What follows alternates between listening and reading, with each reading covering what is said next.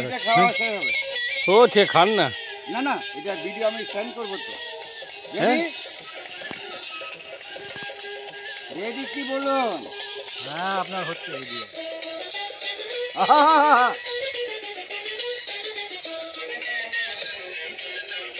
এই যে পাখিজা পাখিজা চলচ্চিত্রের সঙ্গীত শুনতে শুনতে এখন লক্ষ্মী শীতল বাগান বাড়ি সপ্তগ্রাম।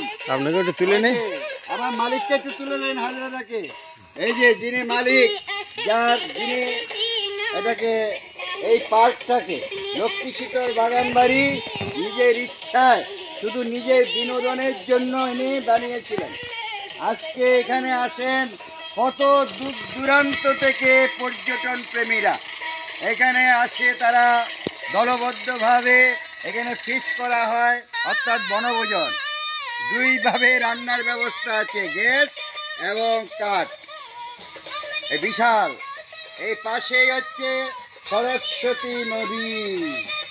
এই সরস্বতী নদী বর্তমানে সংস্কার হয় না বলে এইভাবে আছে।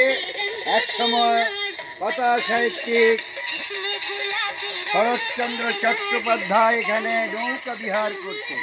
আহা,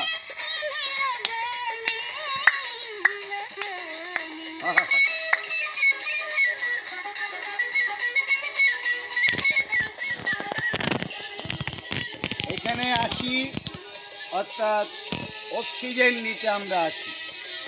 এখানে কোনো এই পার্কের মধ্যে সবই পরিবেশের জিনিস। এখানে বিভিন্ন ধরনের প্রজাতির গাছ রয়েছে